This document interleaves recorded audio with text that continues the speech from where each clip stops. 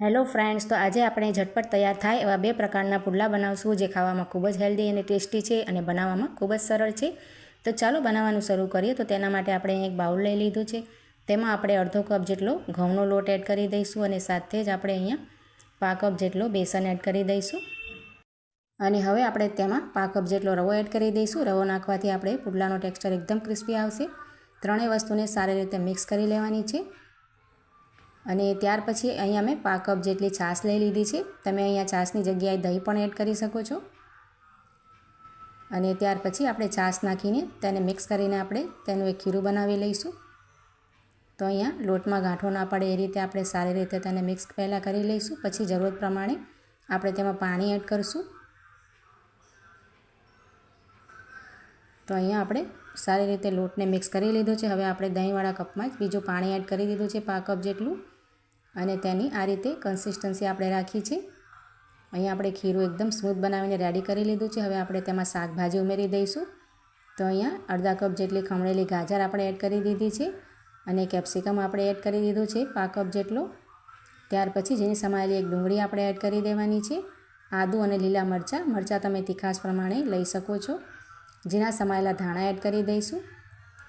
અહીંયા તમે કોબી વગેરે પણ એડ કરી શકો છો. અને અહીંયા મેં એક બાફેલું બટેટું લઈ લીધું છે મીડિયમ સાઇઝનું. તો બટેટાને આપણે આ રીતે છૂંદો કરી લઈશું કે પછી આ રીતે ગ્રેટર વડે ગ્રેટ કરીને એડ કરી દઈશું. અહીંયા મેં બાફેલા બટેટાનો ઉપયોગ કર્યો છે. તમે કાચા બટેકાનો ઉપયોગ પણ કરી શકો છો. હવે સ્વાદ પ્રમાણે મીઠું, અડધી ચમચી એટલું જીરું એડ કરી દઈશું. અડધી ચમચી એટલા ચીલી ફ્લેક્સ એડ કરી દઈશું. અને 5 ચમચી એટલું કાળા મરીનો પાવડર એડ કરીશું. અને ત્યાર પછી આપણે હવે બધી જ વસ્તુને મિક્સ કરી લઈશું. અહીંયા આપણે લાલ મરચાંનો ઉપયોગ નથી કર્યો. તમે મરચાંની તીખાશ તમારા ટેસ્ટ પ્રમાણે વધારી કે ઘટાડી શકો છો. અને બધા શાકભાજી અને મસાલાની ખીરામાં સારી રીતે મિક્સ કરી લેવાનું છે. અને ખીરું એકદમ ઘટ છે એટલે આપણે પા કપ જેટલું તેમાં પાણી ઉમેરીને તેનું થોડું પાતળું કરી લઈશું. આપણે પાથરી શકાય એ રીતે. તો અહીં આપણે ખીરાને સરસ મિક્સ કરીને રેડી કરી લીધો છે. આપણો ખીરો એકદમ રેડી છે. હવે આપણે પુડલા ઉતારી લઈશું. આ રીતે ગેસ ઉપર અહીંયા મેં પેન રાખી લીધો છે. હવે તેમાં 1 ચમચી એટલું તેલ એડ કરી દઈશું. તેલને આ રીતે બધી બાજુએ સ્પ્રેડ કરી દેવાનું છે. અને સરસ ગરમ થાય ત્યાર પછી આપણે ખીરાને સારી રીતે મિક્સ કરીને તેમાં પાથરી દેવાનું છે. આ રીતે બેટરની ચમચાની મદદથી આપણે જેટલા નાના કે મોટા જેવા પણ આપણે અહીંયા રેડી કરવા હોય તેવા કરી શકાય છે. અને ત્યાર પછી તેને 2 મિનિટ માટે ઢાંકી દઈશું એટલે સારી રીતે કૂક થઈ જાય અને ઉપરથી આ રીતે ડ્રાય થઈ જાય.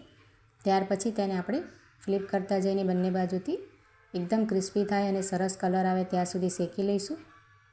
તો આ પુડલા ખૂબ જ ટેસ્ટી બને છે ખાવામાં અને હેલ્ધી પણ છે. તમે સવાર સાંજ માટે કે પછી બાળકોની ટિફિન માટે ઝટપટ બનાવીને રેડી કરી શકો છો. બનાવવામાં ખૂબ જ સરળ છે.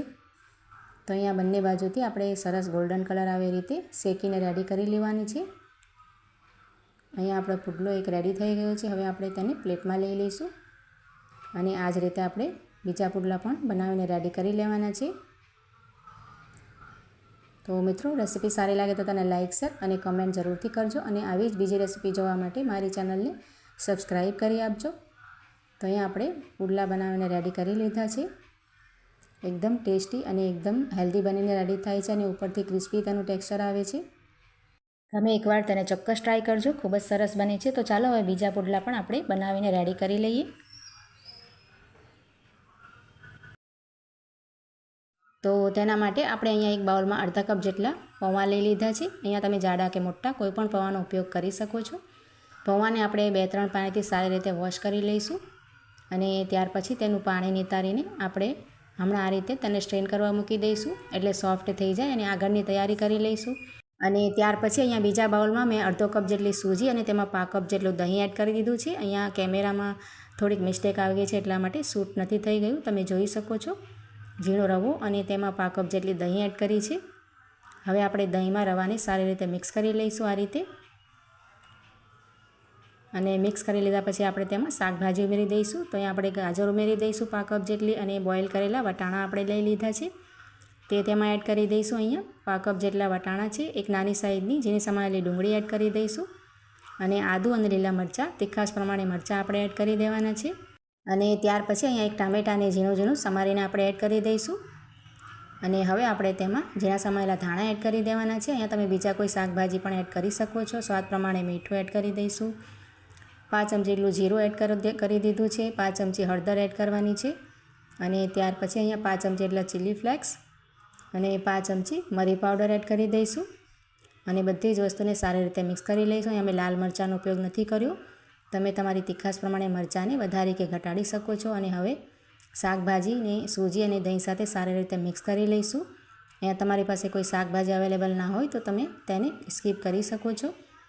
અને હવે આપણે જે પૌવા સૌથી પહેલાં ધોઈને રાખેલા હતા નિતારવા માટે, તે અહીંયા સોફ્ટ થઈ ગયા છે. તો થોડાક તેને હાથથી આ રીતે પ્રેસ કરી લઈશું, એટલે મસળી લઈશું. અને હવે આપણે પૌવાને જે આપણે મિશ્રણ રેડી કર્યો છે શાકભાજી અને રવાનો, તેમાં એડ કરી દેવાનો છે. અને હવે આપણે તેને મિક્સ કરવાનો છે. પણ અહીંયા સૌથી પહેલાં આપણે 5 કપ જેટલું પાણી એડ કરશું, એટલે મિક્સ કરવામાં સરળતા રહે અને ખીરું એકદમ સરસ બનીને રેડી થાય, સ્મૂથ. તો બધી જ વસ્તુને આપણે સારી રીતે મિક્સ કરી લેવાનું છે. તો અહીંયા આપણે પૌવા નાખવાથી આપણે જે પુડલા છે એકદમ ક્રિસ્પી બને છે અને એકદમ ટેસ્ટી બને છે. અહીંયા આપણે મિક્સ કરી લીધું છે અને હજી આપણે જો બેટર છે એકદમ ઘટ્ટ છે. તો અહીંયા બીજો 5 કપ જેટલો પાણી આપણે એડ કરીને આ રીતે કન્સિસ્ટન્સી રાખીશું, આપણે પાથરી શકાય એ રીતે. તો અહીંયા આપણું બેટર બિલકુલ રેડી થઈ ગયું છે. હવે ગેસ ઉપર આપણે આ રીતે પેન રાખી લીધો છે. થોડુંક તેલ એડ કરી દઈશું, 1 ચમચી જેટલું. અને તેલ સરસ ગરમ થાય એટલે તૈયાર કરેલા બેટરને ચમચીની મદદથી આપણે પાથરી દેવાનું છે આ રીતે. તો શાકભાજીથી ભરપૂર આ પુડલા ખૂબ જ ટેસ્ટી બને છે અને એકદમ હેલ્ધી બનીને રેડી થાય છે. સવાર સાંજ માટે કે બાળકોને ટિફિન માટે આપણે બનાવીને રેડી કરી શકાય છે. અને આ રીતે આપણે તેને પાથરી દીધું છે અને હવે ઢાંકીને સરસ રીતે કૂક થવા દઈશું મીડિયમ ફ્લેમ પર. અને એક બાજુથી સરસ કલર આવે ત્યાર પછી આપણે તેને ફ્લિપ કરી લઈશું. તો અહીંયા તમે જોઈ શકો છો એકદમ સરસ કલર આવી ગયો છે અને પુડલા આપણા એકદમ ટેસ્ટી બનીને રેડી થાય છે આમાં. તો તમે રેસિપીને એકવાર ચોક્કસથી ટ્રાય કરજો અને સારી લાગે તો તેને લાઇક, શેર અને કમેન્ટ જરૂરથી કરજો. અને આવી જ બીજી રેસિપી જોવા માટે મારી ચેનલને સબસ્ક્રાઈબ કરી આપજો. તો બંને બાજુથી સરસ કલર આવી ગયો છે અને ક્રિસ્પી એકદમ આપણા પુડલા રેડી થયા છે. હવે આપણે તેને પ્લેટમાં લઈ લઈશું અને આપણે હવે નાના નાના પુડલા આ રીતે બનાવી લઈએ છીએ, બાળકોને ટિફિનમાં આપવા માટે એકદમ સરળતા રહે એ રીતે. તો આ એકસાથે જ આપણે પેનમાં આપણે જેટલા પણ આવે 3 થી 4 એ રીતે આ રીતે તેને સ્પ્રેડ કરી લઈશું અને બનાવી લઈશું. તમે તમારી પસંદના નાના કે મોટા બનાવી શકો છો. અને ઉપરથી તેલ થોડું થોડું નાખીને બંને બાજુથી ક્રિસ્પી થાય એ રીતે આપણે પુડલાને શેકી લેવાના છે. ઢાંકી દઈશું એટલે જલ્દીથી ઉપરથી આ રીતે કૂક થઈ જાય. તો મિત્રો, આ રેસિપી સારી લાગે તો કમેન્ટમાં જરૂરથી કહેજો. અને આવી જ રેસિપી જોવા માટે મારી ચેનલને સબસ્ક્રાઈબ કરી આપજો અને લાઇક જરૂરથી કરજો. તો આને પણ બંને બાજુથી ક્રિસ્પી થાય અને સરસ કલર આવે એ રીતે આપણે શેકી લેવાનું છે. તો નાસ્તો જરૂરથી ટ્રાય કરજો, ખૂબ જ ટેસ્ટી બને છે. તો અહીંયા આપણે બંને પ્રકારના પુડલા બનાવીને રેડી કરી લીધા છે.